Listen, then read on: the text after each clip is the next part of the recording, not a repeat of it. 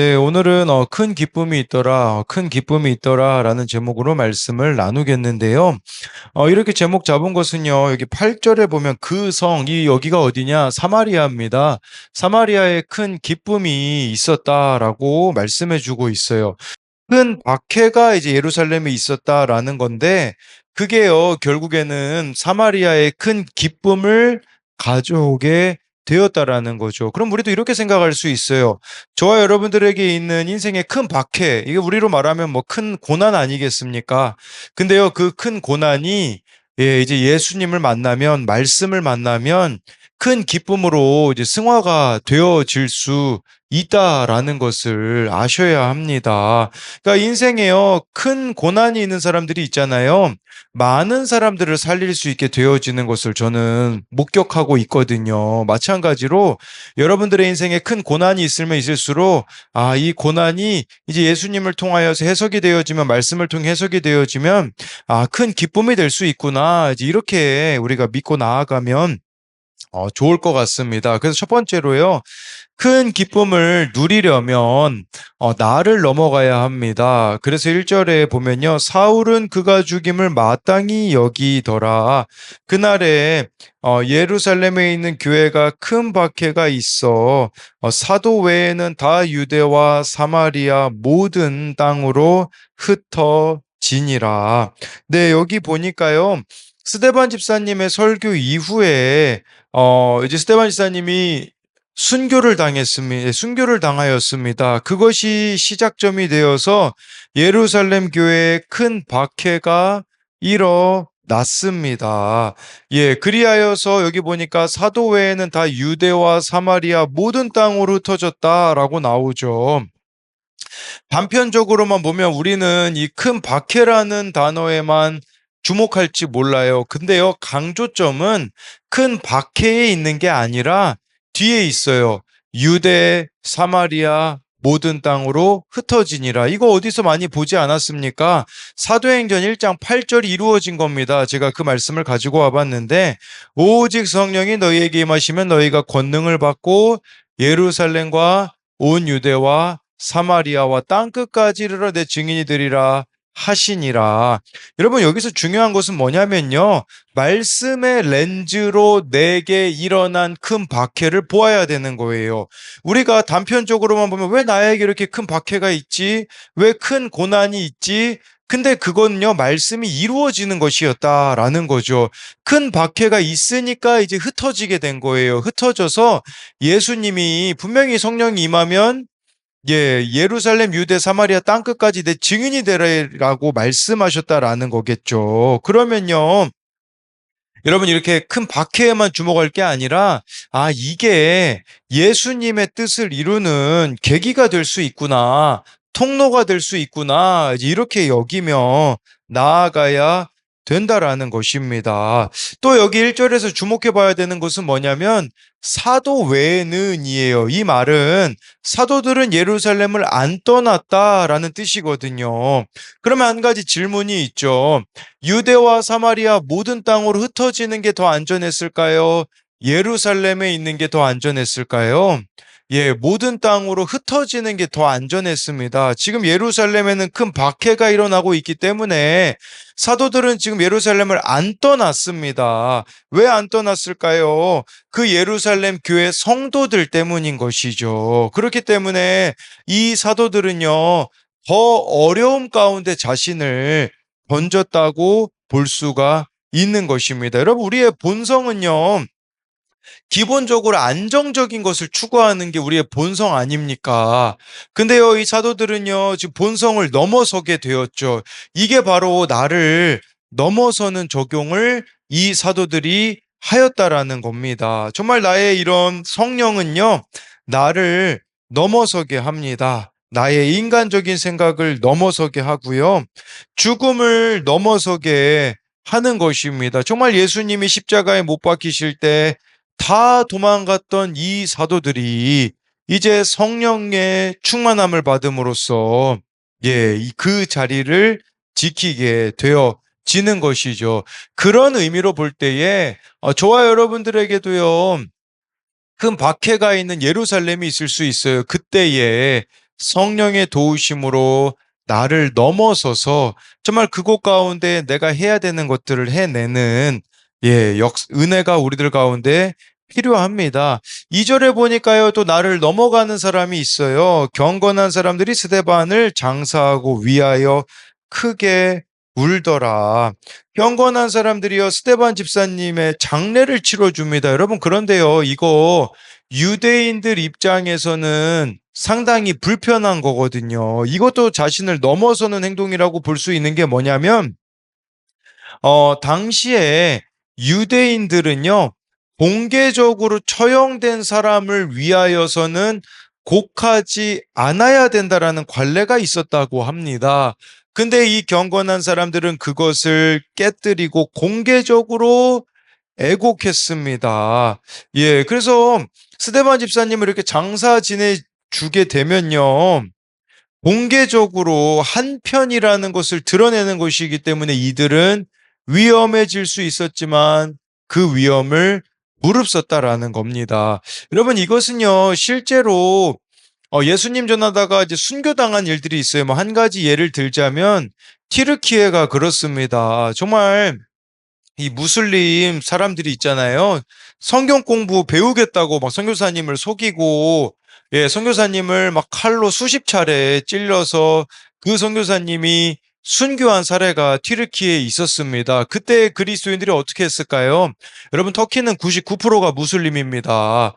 그리스도인들이요, 공개적으로 나타나가지고요, 우리도 죽여달라, 우리도 예수를 믿는다라고, 그렇게 공개적으로 자기의 신앙을 드러냈던 적이 있어요. 2절에 나와 있는 경건한 사람들의 모습이 바로 그러하다라는 것이죠. 4절에서 5절을 보면요, 그 흩어진 사람들이 두루 다니며 복음의 말씀을 전할세 빌립이 사마리아 성에 내려가 그리스도를 백성에게 전파하니. 여러분, 이 흩어진 사람들, 우리로 말하자면요, 뭐 지금 흩어졌으니까 뭘 챙겼겠습니까? 지금 내 코가 석자예요. 지금 나 살기도 어려워요. 근데 이 사람들이요, 아무것도 소유하지 못한 채로 흩어졌는데 두루 다니면서 예수님을 전하고 있는 거죠. 왜 그렇겠습니까? 그 무엇보다도 그들의 삶에 예수 그리스도가 가장 귀한 분이었기 때문입니다. 여러분, 우리에게도 필요한 건 이거예요. 얼마나 내가 소유했느냐, 내가 얼마나 뭐 능력이 있느냐가 아니라 예수 그리스도가 내 삶의 가장 귀한 분인가? 그렇지 않은가? 여러분, 예수님이 내 삶의 가장 귀한 분이 아니기 때문에 나타나는 게 뭡니까?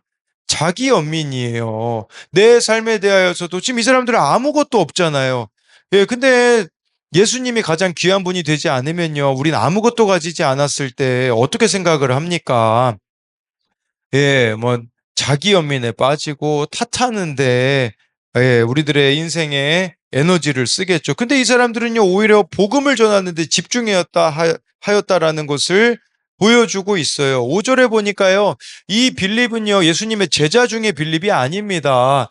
7 집사님 중에 한 명이었어요. 스데반 집사님도 7 집사님 중에 한 명이었지만 여기 빌립 집사님도 그 7 집사님 중에 한 명이었는데, 이 분이 제일 먼저 어디 가냐? 사마리아에 갔습니다. 여러분, 유대인들은요, 사마리아 사람을 극도로 혐오했습니다.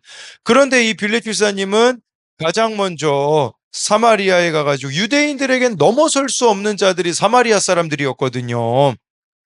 근데 우리로 말하자면 절대로 사랑할 수 없는 대상이 사마리아 사람입니다. 유대인들에게는요. 그런데 이 사랑할 자격조차도 없게 여기는 대상이 사마리아인이었는데, 빌립 집사님은 사마리아 성에 내려갑니다. 이것은 성령께서 큰 박해라는 방법으로 큰 장벽을 깨뜨리신 겁니다. 여러분, 우리도요, 우리들의 인생에 큰 박해가 있을 수 있어요. 큰 고난이 있을 수 있어요. 그러면요, 크게 여러분들 가운데 그 세워져 있는 장벽을 깨뜨리셔야 됩니다. 그래서 이 빌립 집사님은 나를 넘어서는 사랑을 하려고 사마리아로 갔습니다. 그래서 큰 박해와 큰 고난은 나의 큰 장벽을 깨뜨리는 통로가 될 수 있다라는 거. 그렇기 때문에 여러분, 이것이 인간적인 관점으로는 이해하기도 싫고 사랑하기도 싫은 사마리아를 품는 계기가 되었다라는 거예요. 그래서 이것에 대한 두 가지 적용도요. 내 삶에 흩어지는 사건으로 주의 말씀이 이루어진 일은 무엇입니까? 이것은 아까 1절에 큰 박해로 인하여서 이들이 흩어지게 된 것은 사도행전 1장 8절에 예수님의 약속의 말씀이 이루어진 것이다 라는 것에 대한 질문이고요. 또 한 가지는요. 큰 박해 또는 큰 고난으로 인하여서 깨져야 하는 나의 큰 장벽은 무엇입니까? 이 빌립 집사님이 유대인인데 사마리아로 복음 전하러 갔다라는 것은 큰 장벽이 깨졌다라는 거죠. 내가 사랑해야 하는 사마리아 사람은 누구입니까? 여러분, 이 사마리아 사람 유대인들에게는 절대로 사랑할 수 없는 사람이 사마리아 사람이었거든요. 네, 근데 이렇게 사마리아 사람을 사랑하러 가는 이 빌립 집사님의 모습을 통해서 우리도 내가 진짜 사랑하고 싶지 않은 사람 있잖아요. 근데 진짜 사랑해야 되는 그 사람이 누구인가를 묻는 겁니다. 두 번째로는요, 큰 기쁨이 오려면 예, 나를 버려야 합니다. 큰 기쁨을 누리려면 나를 버려야 하는데 6절부터 8절인데요. 무리가 빌립의 말도 듣고 행하는 표적도 보고 한 마음으로 그가 하는 말을 따르더라. 많은 사람에게 붙었던 더러운 귀신들이 크게 소리 지르며 나가고 또 많은 중풍병자와 못 걷는 사람이 나으니 그 성에 큰 기쁨이 있더라. 빌립이요 사마리아에 가가지고요 예수님을 전했더니 표적이 나타나고 한 마음으로 그가 하는 말을 따랐대요. 이 빌립 집사님이 하는 말씀에 귀를 기울였다라는 거죠. 이렇게 말씀을 전했을 때 어떤 일이 벌어집니까? 7절에요. 많은 사람에게 붙었던 더러운 귀신이 크게 소리 지르며 떠나고요. 많은 중풍병자 못 걷는 사람이 나왔다라는 거예요. 여러분 이게 바로 말씀이 가진 능력입니다. 여러분 우리도요. 말씀을 따를 때에요. 우리 가운데 붙었던 더러운 귀신들이 떠나게 될 것이고요. 중풍병자와 같이 정말 무기력하고 무능력한 우리들의 삶에 회복이 일어나게 될 것이며 정말 영적 안진뱅이와 같은 우리가 나아서 이제 일어나 걷게 되는 것이죠. 그랬을 때 8절에 큰 기쁨이 있었다라고 말씀해 주고 있어요. 여러분 오늘 말씀에 큰이라는 단어가 많이 나오는 거 보이시죠? 이렇게 설명드릴 수 있을 것 같아요. 큰 박해가 일어나죠. 그랬을 때 2절 말씀에 경건한 사람들이 스데반 지사님 죽음으로 인하여 크게 울었죠. 그렇게 큰 눈물을 흘렸던 이들이 흩어져서 귀신에 사로잡힌 우상 숭배의 도시 사마리아 사람에게 예수님을 전함으로 큰 기쁨을 가져다 주었다라는 거예요. 여러분, 그러면 우리가 이렇게 볼 수 있죠. 우리에게도 큰 고난이 있어요. 그래서 우리도 크게 울 수밖에 없는 사건들이 왜 없습니까? 그런데요, 그걸 통하여서 우리가 예수님을 붙잡게 되어지면 이것은 누군가에게 나누어 줄 수 있는 큰 기쁨이 될 수가 있다라는 거예요. 여러분들이 막 눈물 흘리며 그 견뎌왔던 시간들이 있잖아요. 그게요, 다른 사람을 살리는데 크게 쓰임 받을 수 있다라는 것을 우리들에게 보여주고 있어요. 저는 이것을 요즘 크게 느끼거든요. 저에게 이 출애굽 사건은 큰 망함의 사건이었습니다. 제가 청소년 사역하다 크게 망했잖아요. 코로나 때. 그것이 저의 간증이 되어지면서 누군가에게 저의 망함을 이야기하게 되거든요. 우리 교회에서도 이제 말씀 양육이 시작되었는데 양육 받으시는 분 중에 한 분이 좀 그런 이야기를 해주셨어요. 정말 이렇게 속이 시원해진다고 그런 이야기를 해주시더라고요. 왜 그렇겠습니까? 말씀을 통해 해석이 되어지니 큰 기쁨이 임하는 것이죠. 저에게 큰 박해, 이 망하는 사건이 없었다면 저는 이 큰 기쁨을 나누어 줄 수가 없었을 거라는 거예요. 그러니까 여러분들의 그 큰 망함, 큰 박해는요. 이젠 그것이 말씀으로 해석이 되어지면 누군가에게 큰 기쁨을 나누어 줄 수 있는 통로라는 것을 기억했으면 좋겠다라는 겁니다. 9절부터 11절을 보면요. 그 성에 시몬이라 하는 사람이 전부터 있어 마술을 행하여 사마리아 백성을 놀라게 하며 자칭 큰 자라 하니 낮은 사람부터 높은 사람까지 다 따르며 이르되 이 사람은 크다 일컫는 하나님의 능력이라 하더라. 오랫동안 그 마술에 놀랐으므로 그들이 따르더니. 여러분, 이렇게 많은 사람들에게 영향력을 끼치고 인기 있는 사람이 그거 내려놓기가 쉽겠습니까? 어렵죠. 여기 시몬이라는 사람이요, 사마리아 지역에서요, 이 사람 마술을 행하는 마술사였습니다. 그러니까 사마리아 백성들이, 예, 이렇게 얼마나 그를 따랐는가. 여기 11절에 오랫동안 마술을 행했기 때문에 그들이 따랐다고 말씀해주고 있는 것이겠죠. 그런데 여러분, 그가 마술을 행했다라는 것은 뭡니까? 거짓과 속임수로 사람들을 속여왔다라는 거죠. 예, 우리에게도 이런 마술과 같은 것이 있을 수 있어요. 거짓 위안, 거짓 만족, 거짓 소망을 가져다 주는 게 마술이라고 할 수가 있겠죠. 그래서 요즘은 이런 걸 여러분 우리 도파민 중독이라고 하죠. 그래서 일시적인 쾌락을 주는 그런 거짓, 마술과 같은 것들이 있다라는 거죠. 여러분, 그렇다면요, 이 사람이 자기를 내려놓는 게 쉬웠겠습니까? 어려웠겠습니까?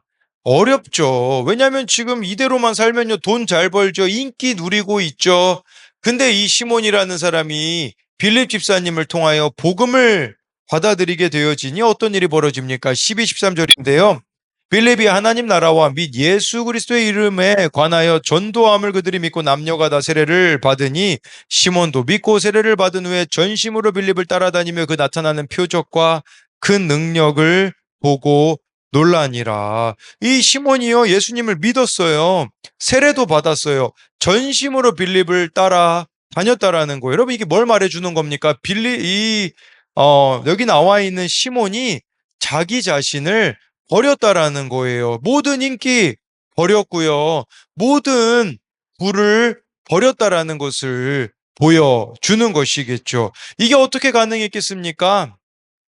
성령님께 나를 의탁하는 빌립을 통하여서 가능하였다라는 것이에요. 여러분, 내가 나를 버리고 정말 성령으로 충만한 삶을 살아가게 되어지면요, 그와 똑같은 삶을 살아가는 자가 나타나게 된다라는 것이에요. 여러분, 이 빌립의 위대한 점이 뭔지 아세요?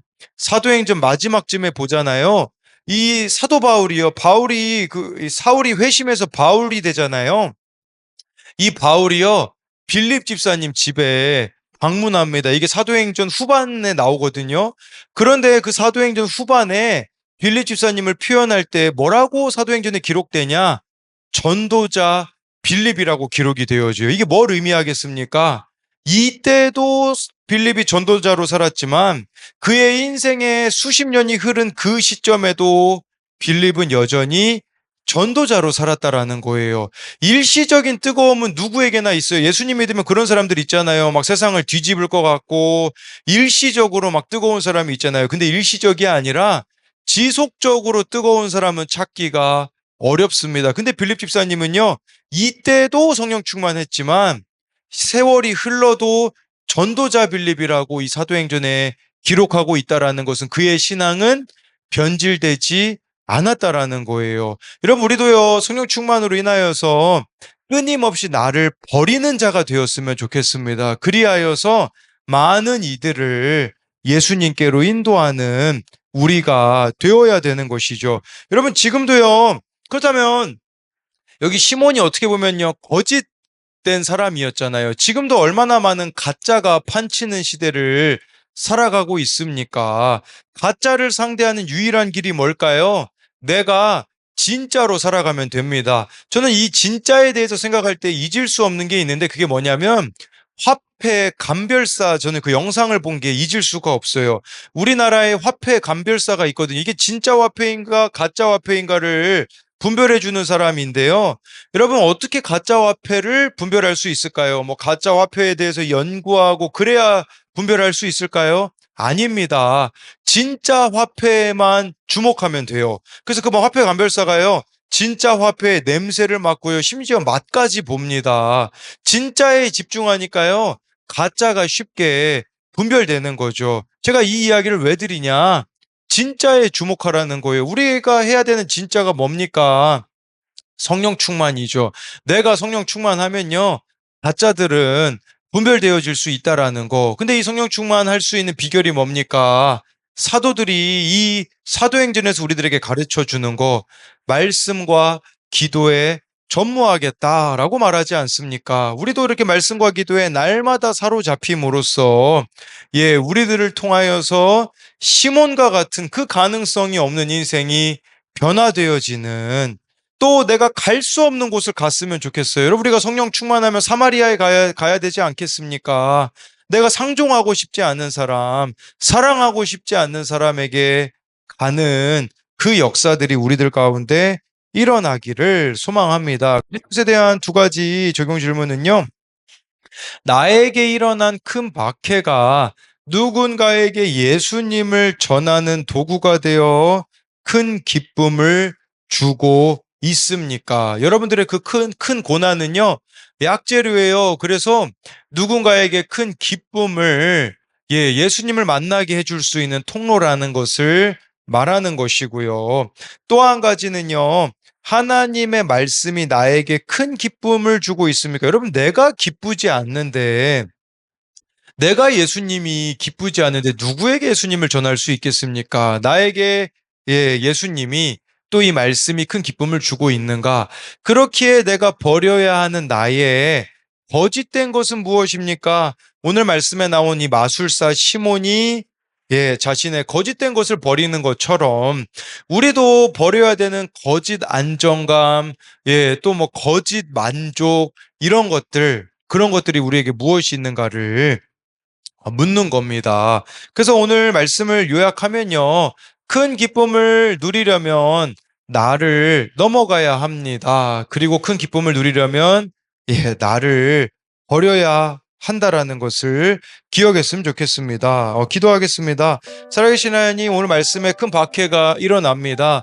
큰 박해로 인하여서 큰 눈물을 크게 슬퍼할 수밖에 없었습니다. 그래서 경건한 사람들이 스데반 집사님의 죽음으로 인하여 크게 울었습니다. 거기서 끝나는 것이 아니라 정말 자신 가운데 있는 큰 장벽을 허물어 버리고 사랑할 수 없는, 사랑하고 싶지 않은 사마리아의 빌립 집사님이 가는 것을 보게 되어집니다. 그럴 때에 정말 사마리아에 큰 기쁨이 일어납니다. 우리에게도 큰 박해와 같은 큰 고난이 있을 것입니다. 그것으로 인하여 크게 울 수밖에 없지만, 그렇지만 그 가운데 예수님이 나의 삶의 가장 귀한 분이 되어 주심으로 이것을 나눔으로써 누군가에게 큰 기쁨을 전해주는 십자가의 전달자가 되게 하여 주옵소서. 그리하여서 이 빌립 집사님이 성령으로 충만하였던 것이 일시적인 현상이 아니라 이후에 사도행전 마지막 부분쯤에 가면 전도자 빌립이라고 기록하고 있다라는 것은 그의 신앙이 변질되지 않았음을 알게 하여 주시고, 우리도 빌립 집사님처럼 신앙이 변질되는 것이 아니라 날마다 변화되어져 가는 그리스도인이 되게 하여 주실 것을 믿으며 살아계신 예수님 이름으로 기도드립니다. 아멘.